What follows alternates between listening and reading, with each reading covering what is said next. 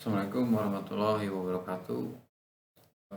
Di sini saya akan melanjutkan bab sebelumnya, bab 2, ini dasar teori. Sekarang ke bab 3, metodologi penelitian.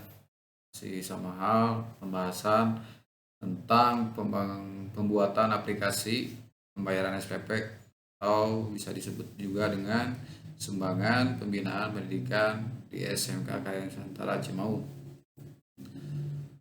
Eh, Pada metodologi penelitian ini, tempat terutama tempat penelitian yang diteliti oleh penyusun, yaitu waktu dan tempat penelitian, lokasi penelitian dilaksanakan di SMK Karya Nusantara yang bertempatan di Jalan Raya Pangalengan, kilometer 26,2, Desa Cipinang, Kecamatan Cimaung, Kabupaten Bandung.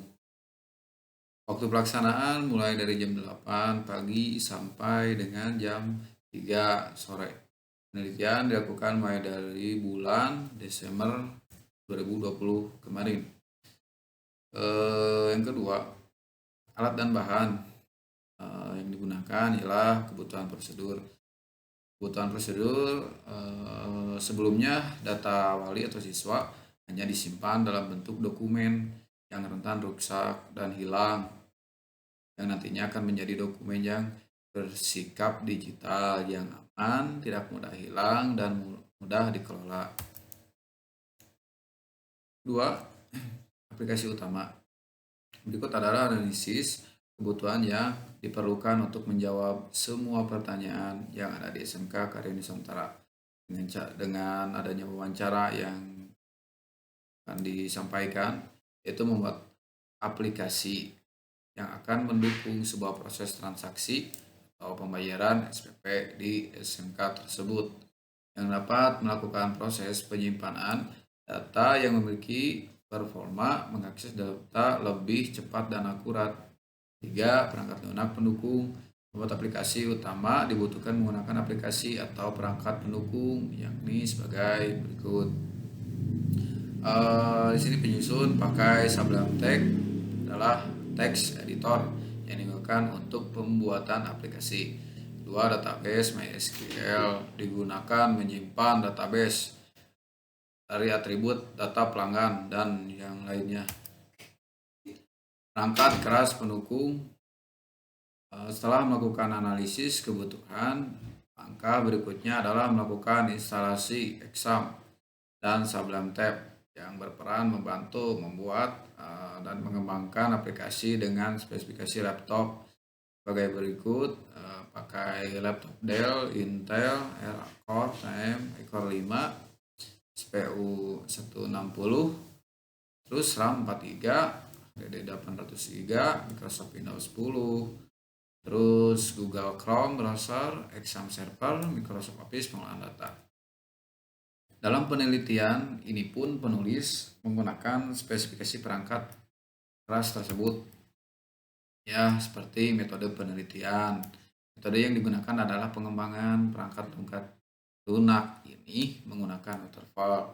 Menurut Yurindra dari jurnal, waterfall merupakan model yang membangun perangkat lunak berdasarkan daur hidup. Perangkat lunak atau SDLC yaitu model yang mempunyai struktur yang dimulai dari perencanaan, analisis, terus desain dan implementasi, seperti yang disajikan pada gambar berikut. Gambar waterfall system, lalu ke software requirement specification, terus ke software design, terus ke software implementasi, terus ke uji mesin formal, integral, terus ke operasi dan perawatan. Maksudnya uji mesin itu uji mesin sistem. Nah, lalu data tool review. Banyak penelitian yang sebelumnya dilakukan mengenai sistem pembayaran SPP atau sumbangan pendanaan pendidikan dari penelitian yang berkaitan dalam upaya mengembangkan dan menyempurnakan sistem tersebut. Diperlukan studi pustaka yaitu disebut Late Return Review sebagai salah satu dari penerapan metode penelitian yang dilakukan, diantaranya yaitu penelitian yang dilakukan oleh Muhammad Fatur Baikhi tahun 2019 yang berjudul Perancangan Sistem Administrasi Pembayaran Sekolah pada SMK Global Tangerang berbasis web. Metode yang diusulkan pada penelitian ini menggunakan program visual paradigma untuk UML untuk membantu use case, diagram atau sequence diagram atau state diagram dan activity diagram untuk membantu bagian keuangan dan melakukan pekerjaan yang meliputi penginputan data siswa sampai dengan pembuatan laporan keuangan per periode. Sistem ini diharapkan bisa meningkatkan pelayanan dan kenyamanan terhadap para siswa atau wali, orang tua siswa yang transaksi SPP tersebut di SMK tersebut yang melakukan transaksi pembayaran. Penelitian yang dilakukan penyusun yang dilakukan oleh Sylvia tahun 2013 yang berjudul Perancangan Sistem Informasi Pembayaran SPP Siswa pada Islamic Centre Tangerang. Metode yang diusulkan pada penelitian ini pemrograman dirancangan dengan aplikasi Mac Home Media, Dreamweaver, Exam, dan database MySQL. Belum adanya peringatan terhadap sistem apabila orang yang ingin melakukan tindakan kejahatan atau memanipulasi data. Penelitian Sylvia akan dikembangkan lagi dengan sistem yang dapat menghasilkan output secara cepat berupa kwitansi sebagai pergantian tanda bukti kartu pembayaran atau struk agar menghemat biaya yang dikeluarkan pihak sekolah untuk dicetak. Jadi kedua literatur review yang ada telah banyak penelitian mengenai pembayaran SPP yang dilakukan dengan berbagai macam metode. Itu saya sendiri sebagai penyusun melihat ada perbedaan antara yang ke satu dengan yang kedua, dan yang bagus relevan yang kedua karena itu ada struk hasil bukti pembayaran, sementara yang ke satu itu masih belum ada struk untuk bukti hasil pembayaran. Terus metode pengumpulan data, metode yang dilakukan peneliti atau penyusun dalam pengumpulan data yaitu metode observasi seperti di bab sebelumnya. Pengumpulan data yang dilakukan dengan cara melakukan pengamatan langsung terhadap objek, contoh ke kepala sekolah atau ke penanggung keuangan ataupun itu dengan siswa. Untuk memperoleh informasi yang akan digunakan untuk bahan penulisan, metode observasi ini memiliki kelebihan antara lain yaitu data yang dikumpulkan memiliki kebenaran yang akurat.